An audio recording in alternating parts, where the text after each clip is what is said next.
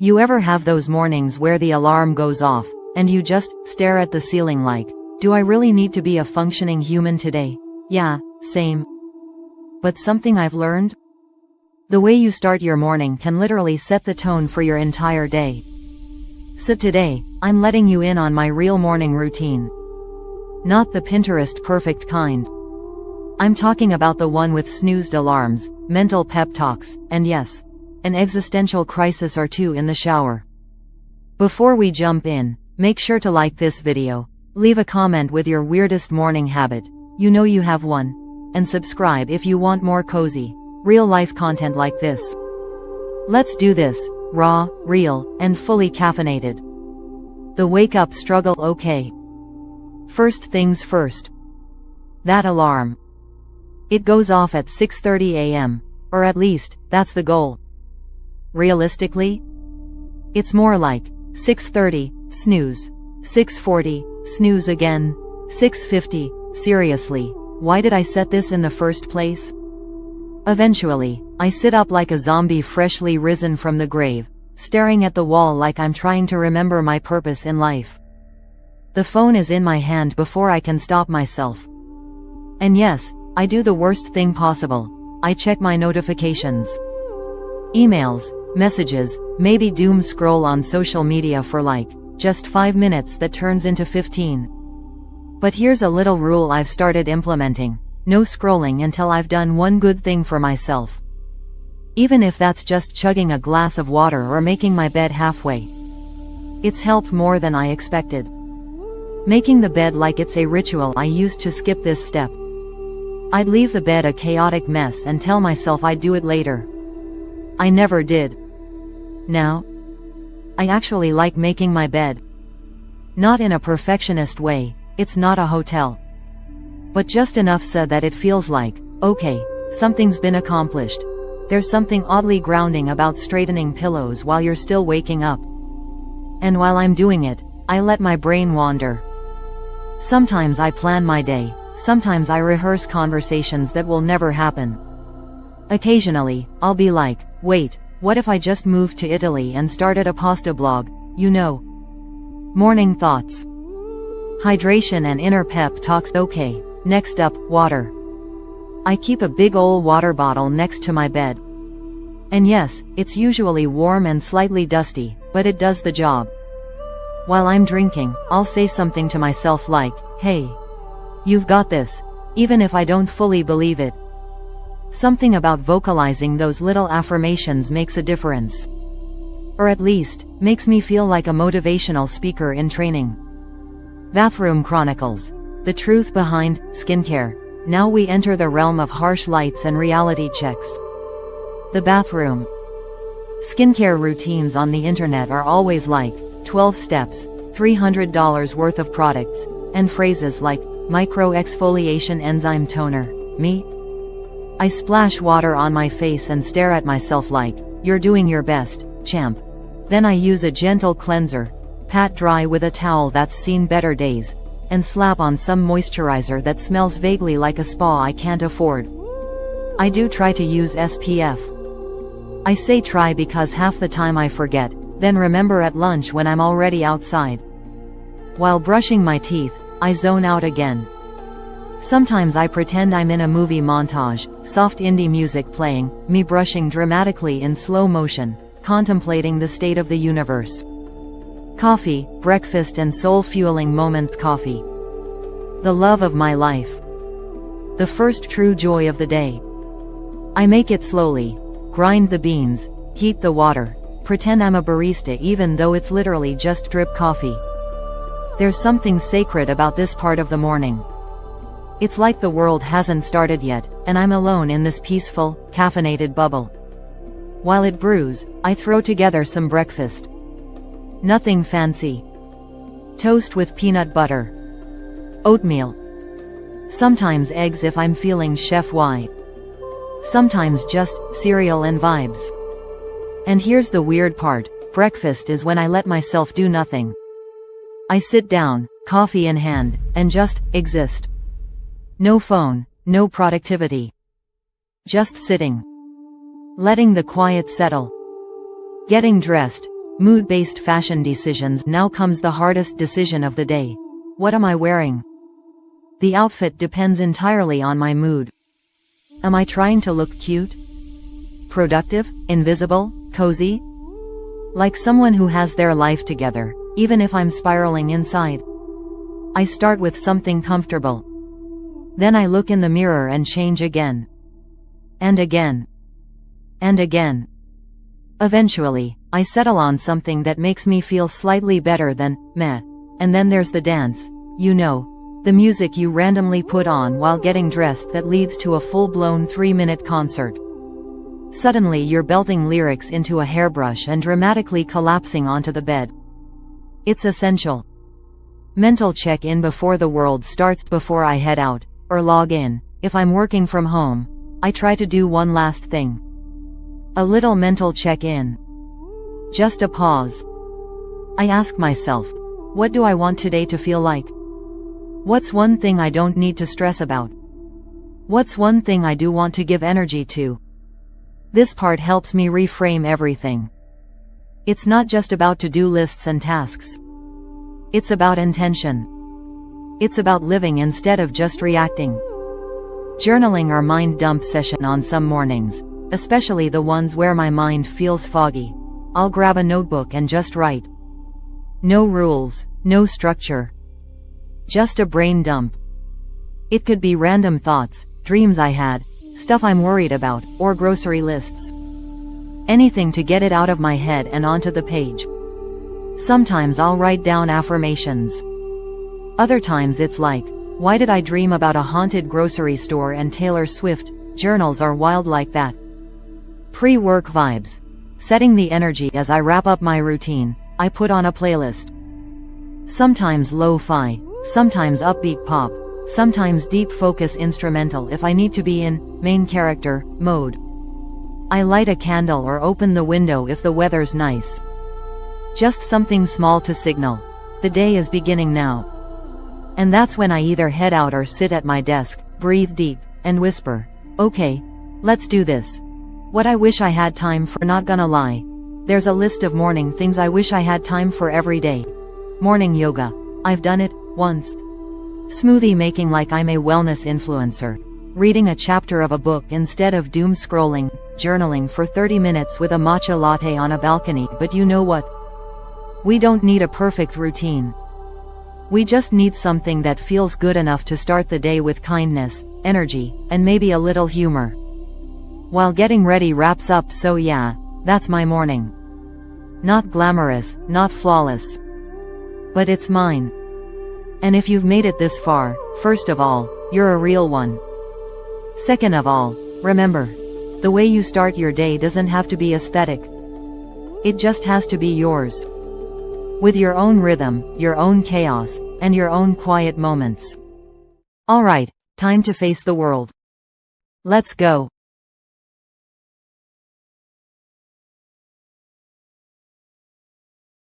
Let's spend this Thursday together.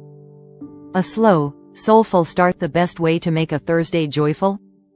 Start it slow. This morning, I let myself wake up gently. No alarm blaring. Just soft light spilling through the curtains and the sound of birds doing their thing. I stayed in bed for a few extra minutes, not out of laziness, but to soak in the stillness. You know how rare that is? To not immediately rush into doing. This time, I just breathe. Let myself be. Eventually, I rolled out of bed, made my usual cup of coffee, black, bold, and slightly too hot, and sat by the window. No phone. No distractions. Just sipping and staring at the world slowly waking up. I used to hate mornings. Now, I think I just hated rushing. There's joy in slowness. Even on a Thursday. Moving my body, gently. Alright. Once the coffee settled in and I remembered how muscles work, I stretched a bit. No intense workout. Just a light yoga flow in my living room, barefoot, music playing softly. There's this moment during stretching where everything cracks in just the right way and you feel like you've been reassembled. Movement doesn't always have to be punishment. Sometimes it's just reconnecting with your body and saying, "Hey, I'm here. You're doing good." After yoga, I danced. Yep. Just put on some feel-good music and let myself move like no one was watching. Spoiler alert, no one was. Except my dog, who looked mildly concerned.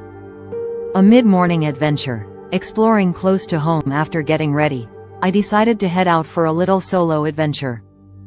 There's this neighborhood a few miles away I've never fully explored. Cute little streets, murals on brick walls, an old bookstore I always pass but never go into. So I thought, why not today? I walked through those streets like a tourist in my own town. Smiling at shop windows. Admiring random plants. Taking photos of oddly satisfying door handles. You know, the little stuff you miss when you're rushing. At the bookstore, I spent an hour getting lost between shelves. Smelled every book spine like a weirdo. Talked to the guy behind the counter about poetry and travel essays. Left with a book I didn't plan to buy, and zero regrets. There's joy in being curious again. Like remembering the world still has things worth discovering. A joyful lunch, cooking something just because back home, I decided to cook. Now let me be clear, I'm not a chef. Half the time I burn toast. But today wasn't about perfection. It was about play. So I made something colorful. Roasted veggies, some fluffy couscous, and this tangy lemon dressing I totally improvised. Spoiler, it slapped. Cooking while music plays, windows open, sun hitting the countertop, it felt cinematic. Like a scene in one of those cozy lifestyle movies where someone finds peace in the small things. And honestly, that lunch tasted better because I made it with joy. Not necessity. Not stress. Just joy. A creative break, art, music, and messy journals. After lunch, I carved out time for creativity. This is a big one. We always say we don't have time for art, but the truth is, we don't make time for it. Today, I did. I pulled out my paints, not fancy ones. Just a cheap set I got from a craft store. No plan. No reference. Just color and chaos on paper. It was messy, random, and slightly questionable. But it was fun. Then I opened my journal. Not to track goals or budget or list things. I just wrote whatever came out. Like a mental brain dump with no rules. It felt like exhaling on the page. If you've never just scribbled nonsense, poetry, or song lyrics into a journal, try it. Seriously. It's healing. A thoughtful conversation. Joy in connection. Later in the afternoon, I called a friend. No agenda. No catching up on drama. Just a, "Hey, how's your heart?" kind of conversation. We talked for over an hour. About dreams. About fears. About funny moments from high school that still make us laugh, cry. I think we forget how rare these kinds of chats are. How good it feels to connect, deeply and honestly. Not performatively. Just two humans being human. After we hung up, I felt full. Not with food or productivity, but with connection. A mini sunset ritual. Saying goodbye to the day as the sun started to dip. I grabbed a blanket and headed to a nearby hill. I brought my book, the one from the bookstore, and sat there as golden hour wrapped everything in that glowy magic. People were walking dogs, kids were kicking soccer balls, and the sky turned into a painting. There's this moment during sunset where everything feels softer. The world exhales. It felt like the perfect punctuation mark on the sentence of the day. I didn't even read much. I just watched. Let myself feel proud of this slow, joyful Thursday. One I'd normally have let slip by in a blur. An evening of comfort. Rituals over routine. Back home, I did the most Thursday night thing possible. I got cozy. Put on my comfiest clothes, made some tea, and curled up with a movie I've seen 100 times. It wasn't about newness. It was about comfort. That feeling of, I'm safe, I'm warm, and I'm okay right now. I lit a candle. Snuggled under a blanket. Let myself not think for once. Evening routines don't need to be productive. Sometimes the most meaningful thing is simply resting on purpose. Reflecting on the day. A joy list before bed. I pulled out my journal again and made a list. A joy list. Not of goals or achievements. Just moments that sparked happiness today. That first sip of coffee. Laughing at myself during yoga. The smell of old books. The lemon in the dressing. Paint on my fingers. That one line from our conversation that made me pause. The pink clouds at sunset. The warmth of this tea. This is what I want to remember. Not just the things I did, but how they felt.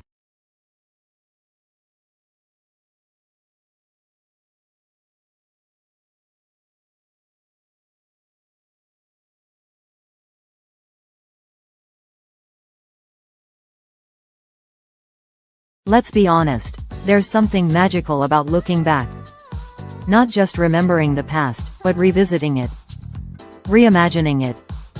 Taking all the best parts, leaving the cringe behind, and walking back into it with more confidence, more style, and a better soundtrack. That's what today is all about. We're going back, not just back in time, but back in style. Whether it's reviving a forgotten outfit, reclaiming a version of myself I left behind, or rediscovering what used to make my heart beat faster, we're bringing it all back, but better. Grown. Evolved. Fierce. So grab a drink, settle in, and let's take a journey. One full of fashion, flashbacks, personal stories, a little bit of cringe, and a whole lot of blow-up energy. Let's go back. But this time, we're doing it in style. What "back in style" really means? Okay, so let's define something right off the bat. What do I mean by going back in style?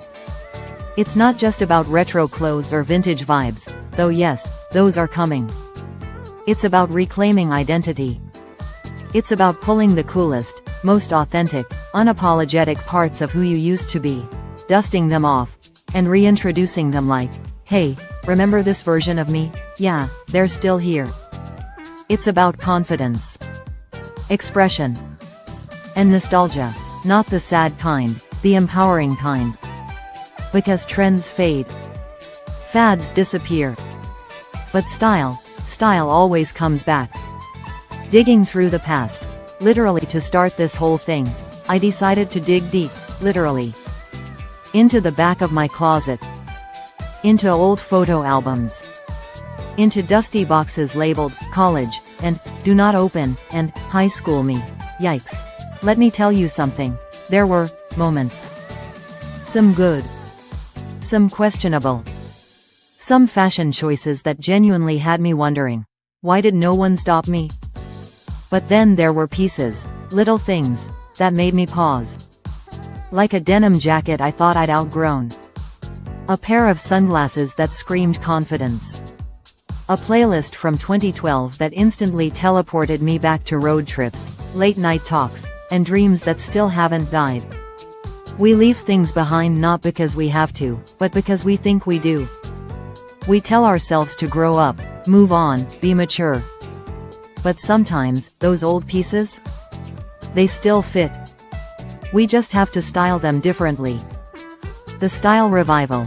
Outfits with a story, so I did something fun. I picked out 5 looks from my past, literal outfits I used to wear, or at least versions of them, and recreated them with my current style. But here's the twist. I didn't just recreate the look. I revisited the era. First one? My high school rebel phase. Think ripped jeans, band tees, and fake angst. Back then, it was about hiding. Now? I reimagined it with a bold leather jacket, confident makeup, real jewelry, and actual swagger. Next. The college indie look. Corduroy jackets. Vintage boots. A scarf for no reason. But now, I wear it with structure. Sleek lines. Confidence. I don't just look like I read poetry. I actually do now. Then came my early 20s trying to be an adult phase. Office clothes that never felt like me. Now, I take those same silhouettes and mix them with statement pieces. The old pencil skirt?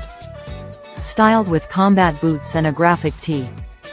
Every outfit was like a conversation between past me and present me. And the message was clear. Style never dies, it just evolves. Music, memory and movement you can't talk about, going back in style, without talking about music. So I made a playlist. Songs from old road trips. First concerts. Breakup anthems. Dance tracks I used to lose my mind to in living rooms and basement parties. I played that playlist loud. And danced. Alone. In my kitchen. Like it was 2014 and I didn't care about bills or email threads or whether my knees would hurt the next day. Here's the thing. Music triggers memory. And movement brings it into the present. When you put them together, you don't just remember, you relive. And you bring your whole self with you. I danced like I used to.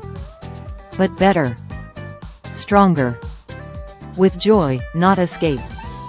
With freedom, not fear. Conversations with my old self. This part might sound strange, but I wrote a letter. To my past self. Not a, dear younger me, thing. More like, hey, it's you. But now, I told them everything I've learned. Everything I've survived. Everything I still carry that they didn't know how to name. And then I thanked them. Because as much as we cringe at our past selves, they got us here. They made the choices, risky, messy, beautiful, that led us to who we are. That's the deepest part of going back in style. Not just the outfits or aesthetics, but the reconciliation. The reunion. You don't have to reject the past to move forward. Sometimes, you have to walk back into it, dressed in all your wisdom, and say, I'm proud of you. Inviting others. The Style Revival Challenge. After this little journey, I texted some friends. Find an old photo of yourself you used to love. Recreate it.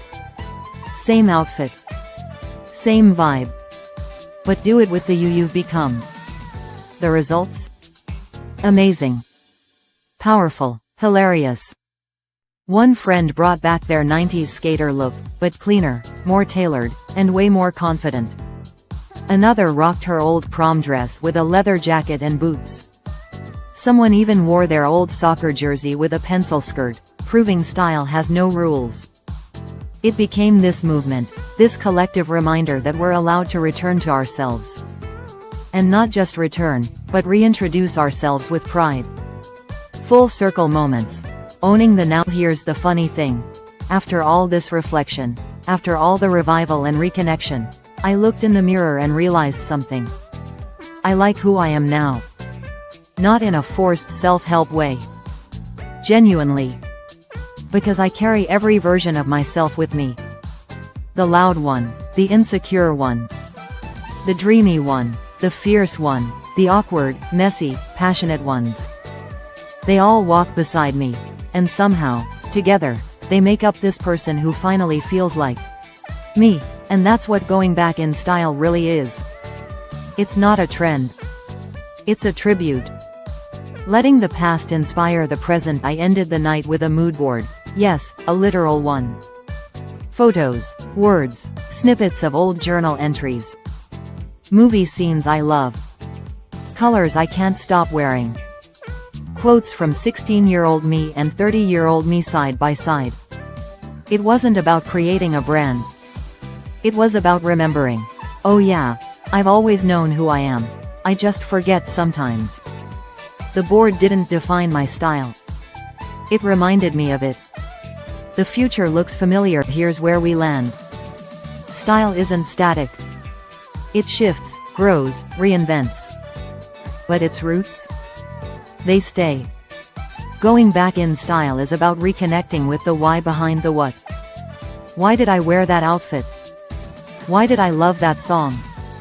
Why did I feel more myself in that phase of life?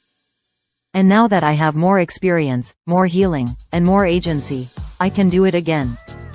But this time, better. Braver. Louder. This time, I'm not copying trends. I am the trend. A soft challenge, so here's my soft challenge to you. Pick a version of yourself that you miss. The dreamer. The wild one. The expressive one. The unapologetic one. And bring them back. Wear the outfit. Play the song. Call the friend. Dance like no one's judging, including you. Because going back in style? It's not about time machines or fashion statements. It's about remembrance, reclamation, reintroduction.